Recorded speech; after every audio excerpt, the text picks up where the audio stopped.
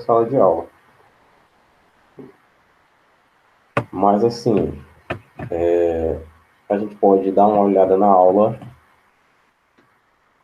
de ontem, né?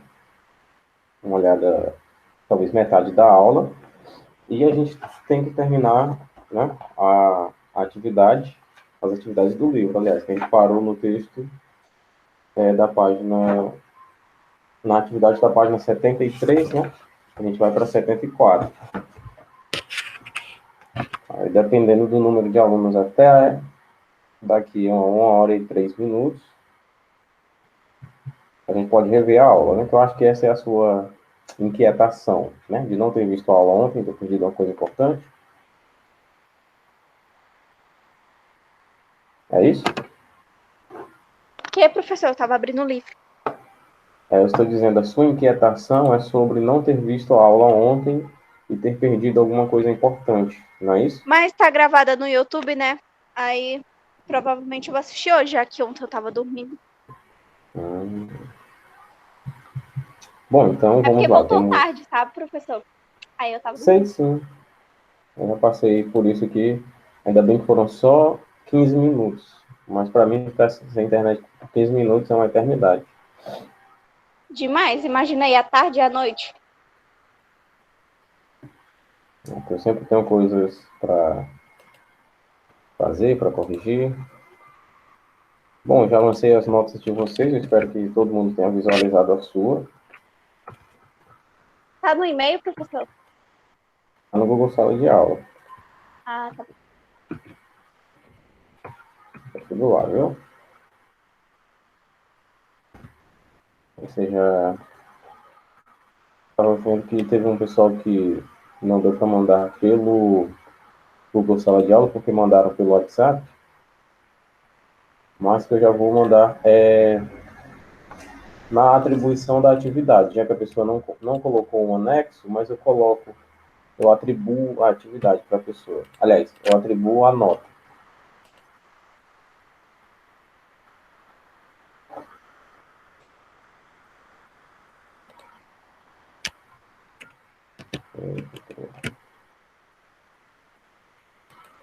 Bom, então vamos lá, pessoal. Vamos com o contingente de alunos que a gente tem mesmo. O livro de produção, né? Vamos voltar para o livro para a gente venha encerrá-lo. Livro, página 74. Certo? Página 74. Livro de produção.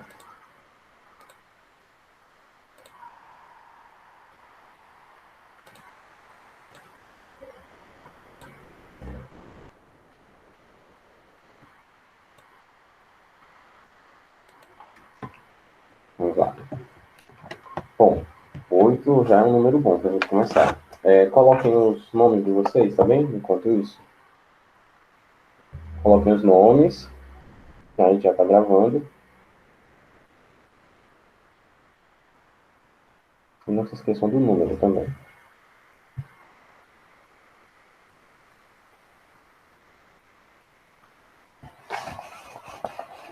A gente vai ler o texto A Fome Negra. De madrugada. De madrugada, escuro ainda, ouviu-se o sinal de acordar. Raros ergueram-se. Tinha havido serão, tinha havido serão até a meia-noite. Então, o encarregado, um homem magro, corcovado, de botas e lábios finos, que ganha um pouco mais que um salário e acha a vida um paraíso, entrou pelo barracão onde a manada de homens dormia, com a roupa suja e ainda empapada de suor da noite passada. Rapazes, acordem. Quem não quiser, roda fora.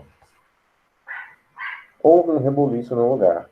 Uns sacudiam os outros amedrontados, com os olhos só a brilhar na face, cor de ferrugem.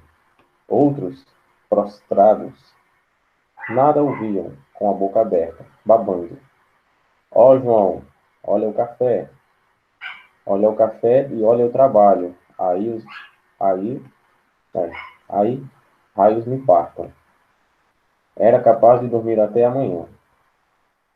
Mas, já na luz incerta daquele quadrilátero, eles levantavam-se, impelidos pela necessidade, como as feras de um zoológico. Como as feras de um zoológico, ao chicote do domador.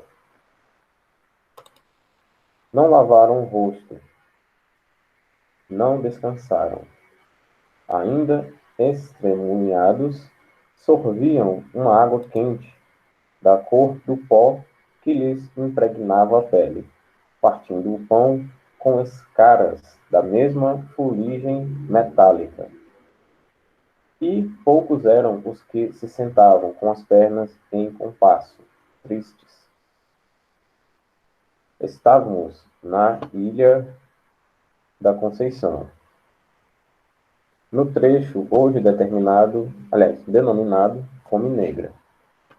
Quem chegou agora, coloque o nome, tá? No trecho denominado Fome Negra. Há ali um grande depósito de manganês. E do outro lado, Yasmin, peraí.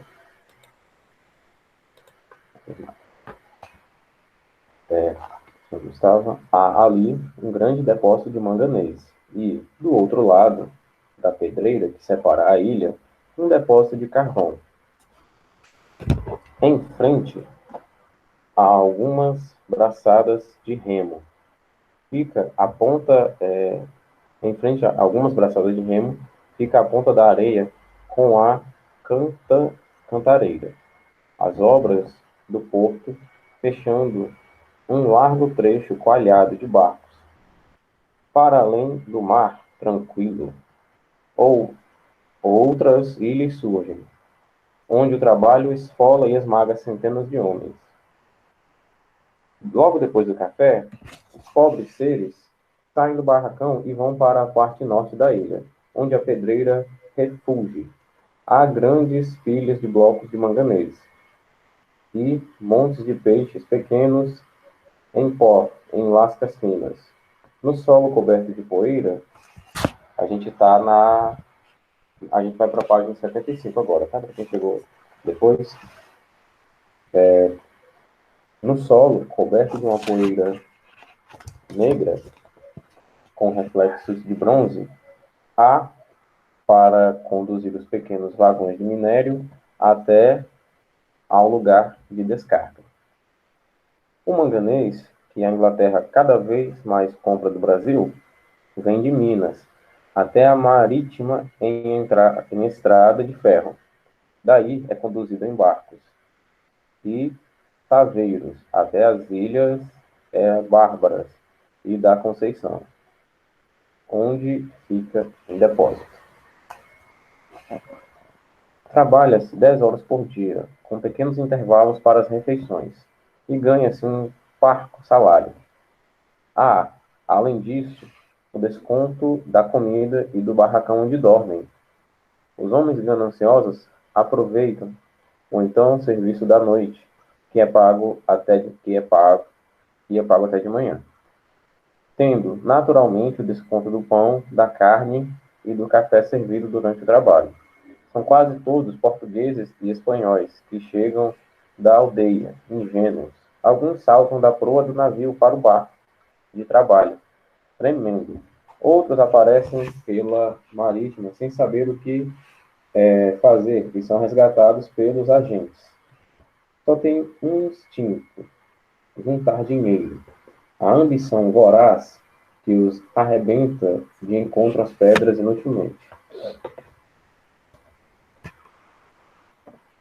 Uma vez apanhados pelo mecanismo de aço, ferro e carne humana, uma vez utensílio apropriado ao andamento da máquina, tornando-se... desculpa, aqui não tem. Tá certo, Maria Clara. A gente está nessa coluna aqui, ó, na segunda coluna, da página 75, tá?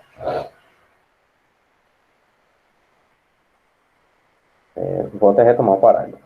Uma vez apanhados pelo mecanismo de aços, ferros e carne humana, uma vez utensílio apropriado ao andamento da máquina, tornam-se autômatos, com a teimosia de objetos movidos a vapor. Não tem nervos, tem molas, não tem cérebro, tem músculos hipertrofiados. O encarregado berra de vez em quando. Isto é para quem quer. Tudo aqui é livre. As coisas estão muito ruins. Sujeitemo-nos. Quem não quiser é livre. Eles vieram de uma vida agrícola, em situação de muita pobreza. Têm a saudade das vinhas, dos pratos suaves, o pavor de voltar pobres e, o que é mais, ignoram absolutamente a cidade, o rio. Limitam o Brasil às ilhas do trabalho, quando muito aos recantos primitivos de Niterói. Há homens que, anos depois de desembarcar, nunca pisaram no rio, e outros que, quase uma existência na ilha, voltaram para a terra com algum dinheiro e a certeza da morte.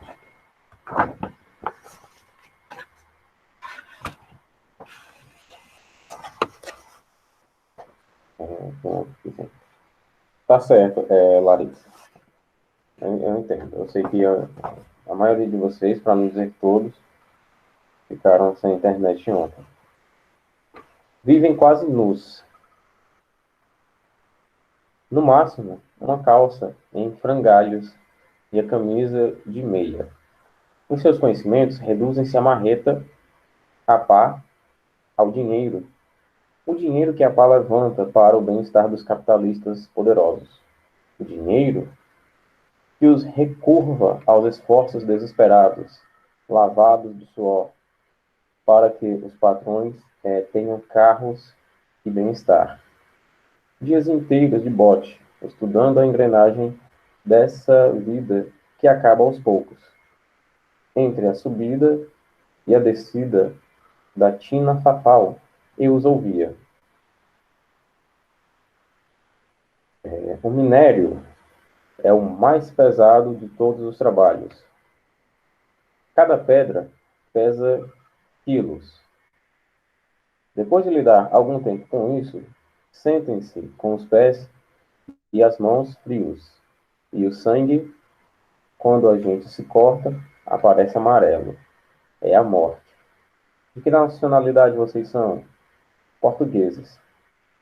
Na ilha, há poucos espanhóis e homens de cor.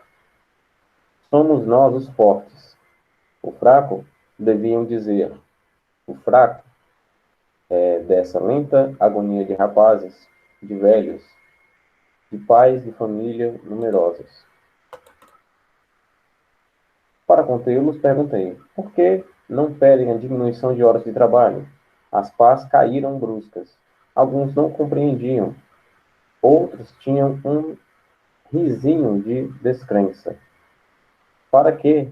Se quase todos se sujeitam.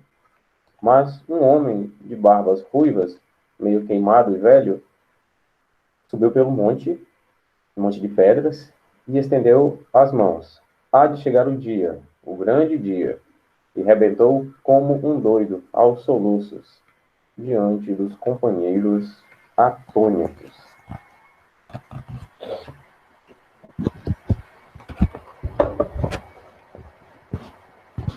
Tem um dia que eu pensei que a energia aqui ia cair também. Bom, vamos lá. Quem quiser pode ligar o microfone, tá? O que é que vocês compreenderam desse texto aqui, levando em consideração que a gente já estudou de crônica? Eu estou olhando para o chat, tá? Quem quiser colocar no chat também.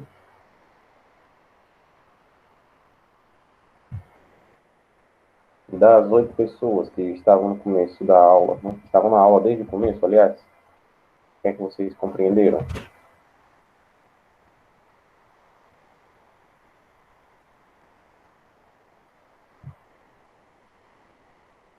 Nada. O texto não trouxe nada, pessoal.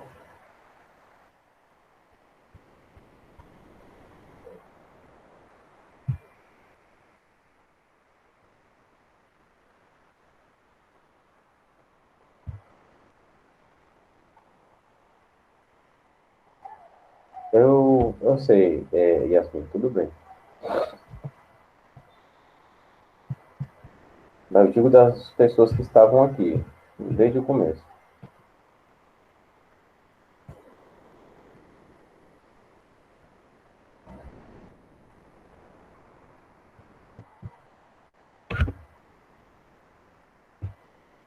Bom, pessoal, vamos lá. Vou refrescar um pouco a memória de vocês.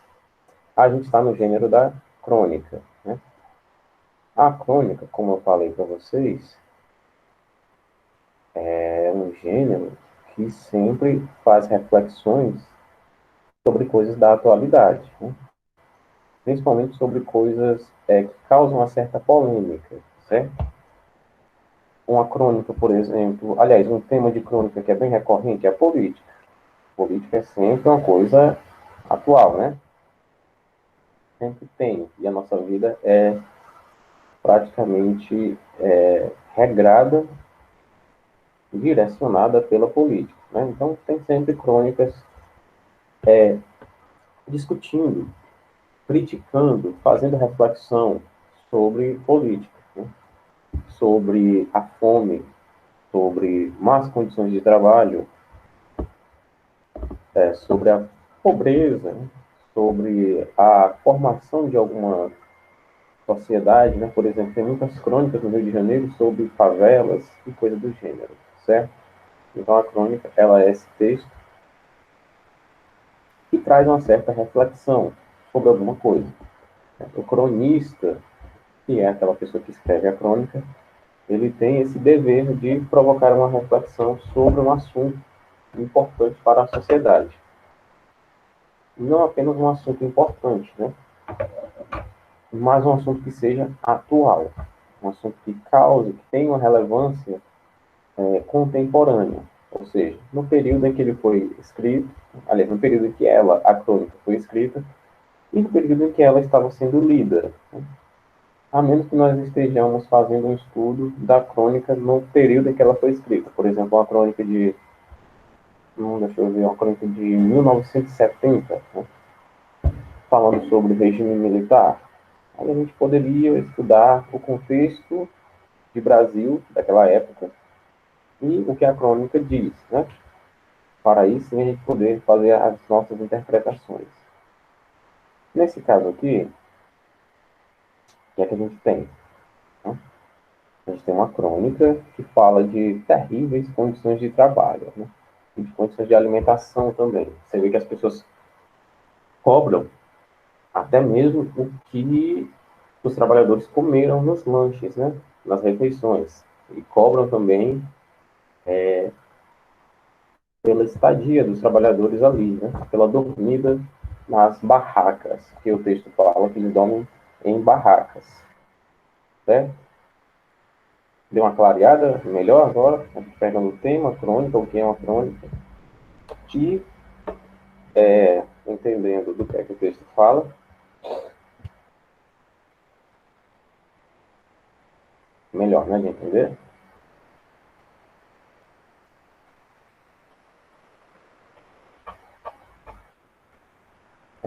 Yasmin, você entrou com outro dispositivo, foi? Seu nome não está confirmado pela Google. É o mesmo dispositivo, é?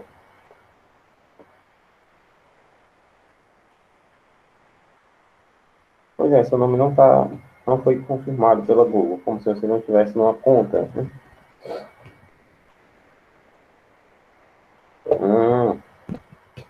Entendi. Bom, pessoal, vamos lá. Primeira questão. Claro que isso não vai ficar para cá, né? E a gente vai fazer uma crônica também, tá certo? A gente vai ler até a página 79, a gente produz uma crônica para ajudar, né? Não conta por isso. Não, porque quando você não entra com uma conta, você pode colocar o seu nome, mas o seu nome fica como não confirmado para quem abriu a reunião, entendeu? Se você entrar com uma conta, seu nome já é confirmado, porque você está usando um e-mail, certo? Qual é o tema central desse texto? Com essa explicação que eu dei, eu acredito que variou um pouquinho, né?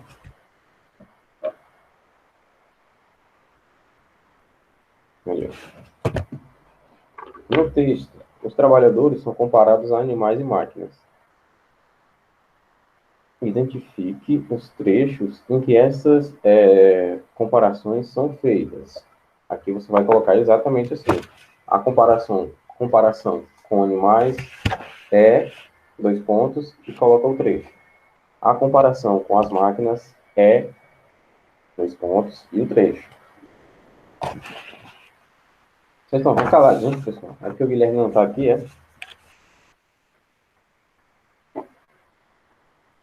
Conforme o cronista, quais motivos levavam os homens a realizar o trabalho duro e humilhante? Vamos lá, essa questão que eu queria discutir com vocês, até para facilitar. O que é que leva alguém a aceitar um trabalho degradante, pessoal? Um trabalho humilhante?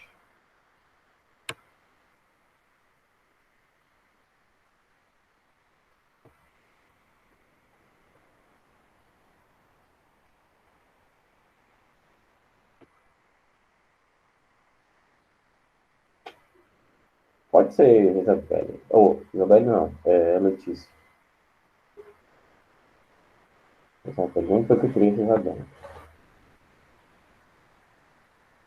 Isabelle Almeida está aqui também, mas não foi Isabelle, não.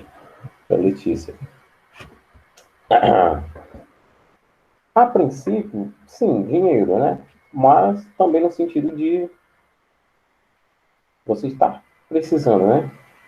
Você está precisando e não tem oportunidade. E o trabalho que você tem é aquele. Aí junta a sua necessidade com a falta de oportunidade, né? E também a ambição das pessoas, né? Para lhe oferecer um pouco de dinheiro.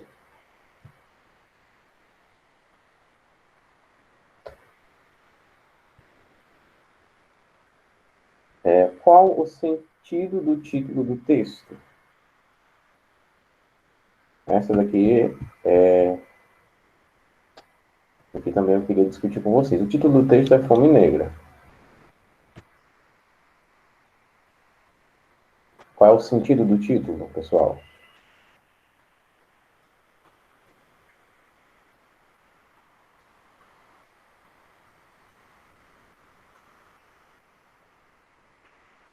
Fome Negra. Fome Negra. Eles trabalhavam onde?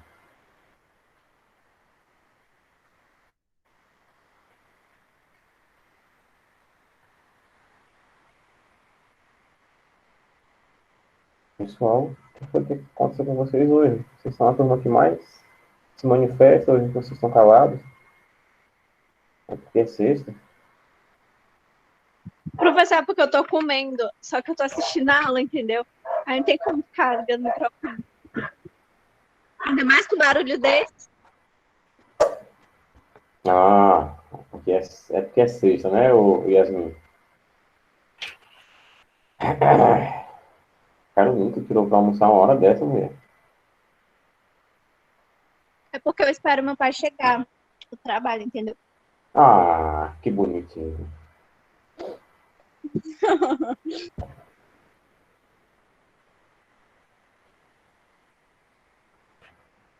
Bom, vou dar uma dica, olha. Eles trabalhavam, né, no minério, né? Trabalhavam com carvão. Na produção de carvão tem fuligem. Pronto, eu ajudei bastante vocês agora. Agora vamos para a quinta questão. E rebentou como um doido aos soluços diante dos companheiros atônitos. A palavra em destaque pode ser substituída sem a mudança de sentido por pelo que temos as opções quebrou, Apareceu, rompeu, explodiu e partiu.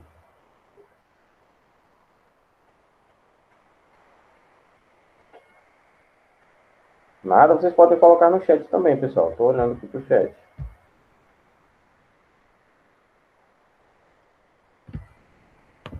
Isso aqui já é para facilitar para a correção, mas vamos continuar. Na quinta questão, a única coisa que você tem que fazer é a substituição e manter o sentido. E, claro, você pode pesquisar no dicionário o sentido dessas palavras. Releia o trecho a seguir. Vivem quase nus. No máximo, uma calça em frangalhos e camisa de meia. Os seus conhecimentos reduzem-se a marreta, a pá, ao dinheiro. O dinheiro que a pá levanta para o bem-estar dos capitalistas poderosos. Nesse trecho, fica evidente que os trabalhadores são tratados sem nenhuma qualidade de vida. Abordando esse panorama, o pintor brasileiro Cândido Portinari, 1903-1962, produziu O Lavrador de Café, obra em que o personagem central é retratado de forma semelhante aos trabalhadores descritos por João do Rio. Em grupo, no caso vai ser aqui, tá? Esse daqui tem que ser aqui. Discuta em grupo com seus colegas, pesquisem o quadro de Portinari e discutam aliás, as relações entre ele e os personagens da crônica. O que é que vocês têm que fazer aqui? Tem quantas pessoas, hein? Tem 12, né? Ô, pessoal, por que é que vocês deixaram para faltar hoje? Pouquinha gente. Olha, eu queria passar essa atividade aqui no grupo, mas tem tão pouquinha gente. Deixa eu ver quem tá aqui. Carolina, Isabelle, Yasmin, Larissa, Letícia, Lívia, Maria Isabelle, Milena, Rosa, Stephanie. Dá um monte de pessoal. Então vamos lá, vou deixar essa atividade individual mesmo. Eu vou passar aqui a segunda atividade, tá bom?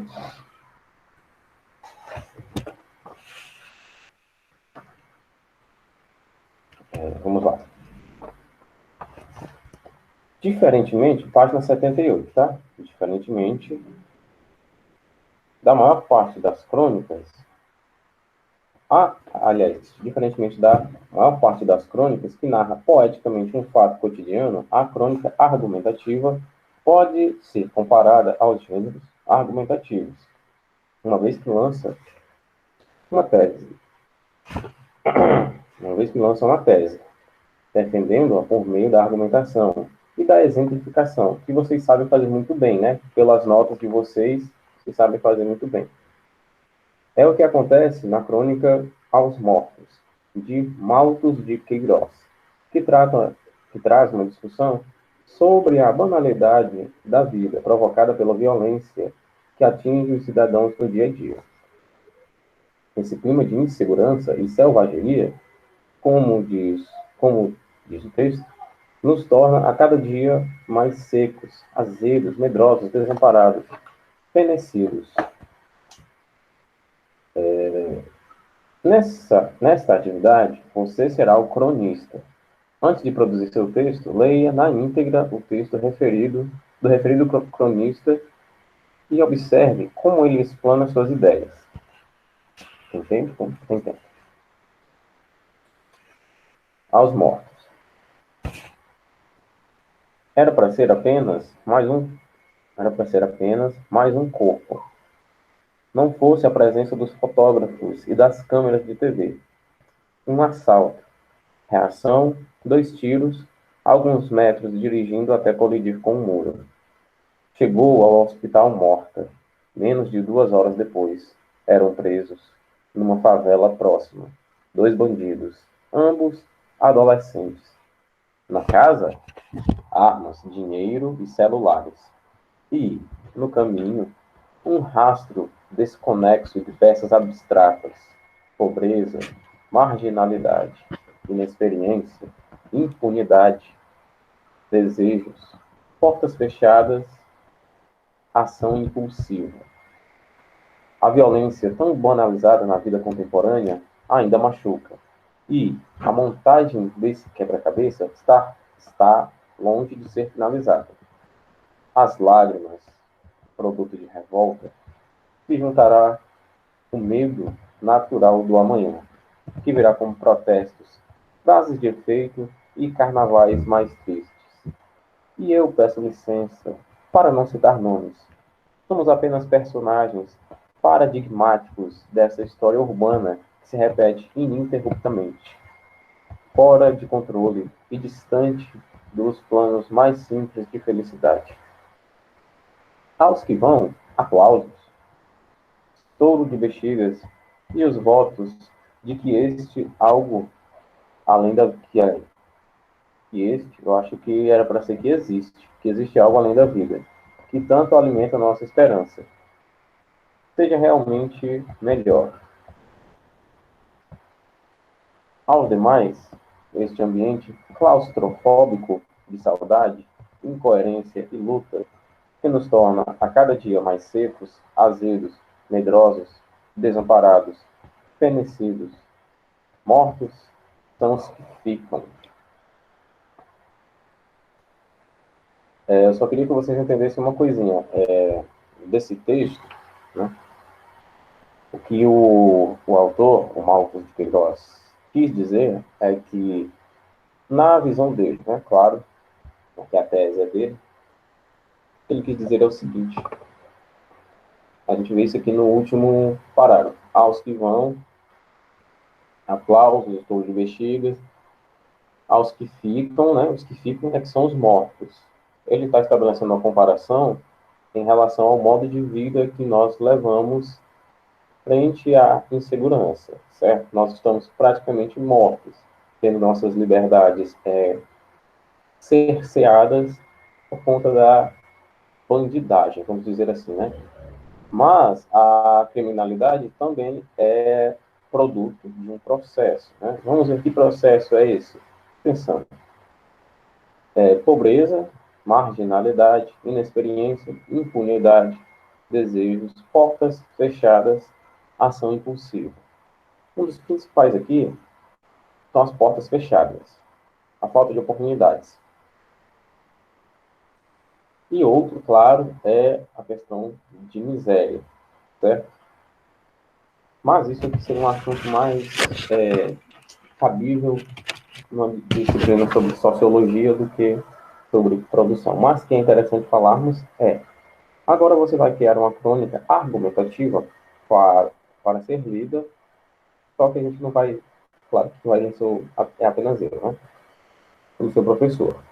Para tanto, você terá de manter o tema abordado por Marcos de Queiroz.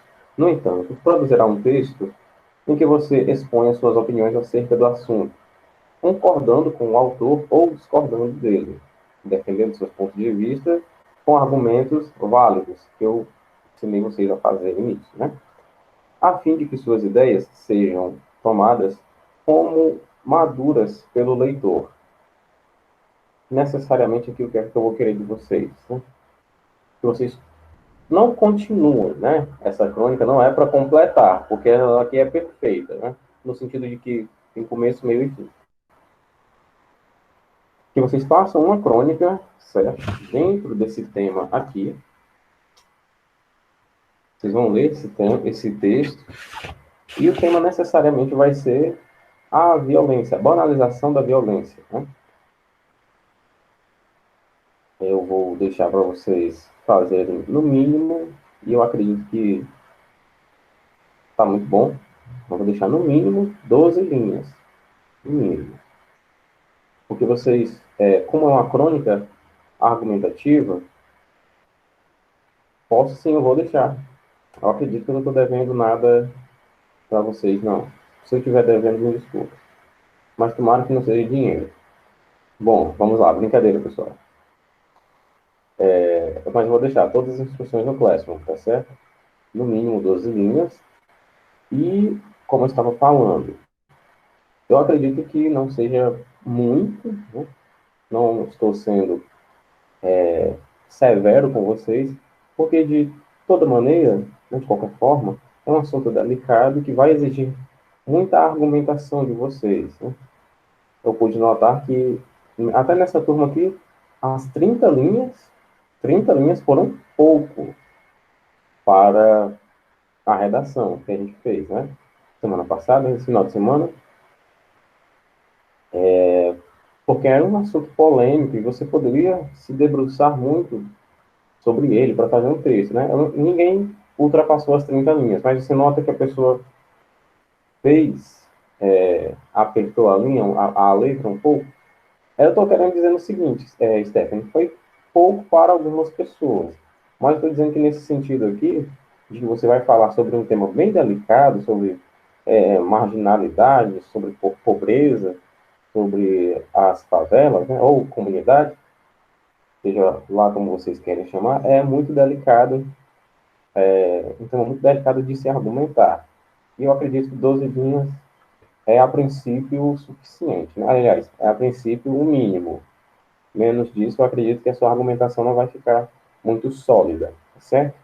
Bom, então, resumidamente, é da página 74 até a página 79. A atividade. Temos a atividade subjetiva, aqui na 76 e 77. Na 78 e 79 temos as instruções da nossa produção. Alguma dúvida, meus queridos?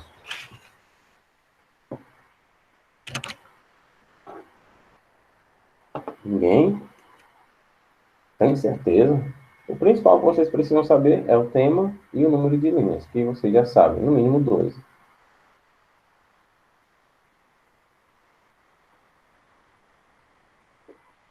Bom, então tudo bem, né?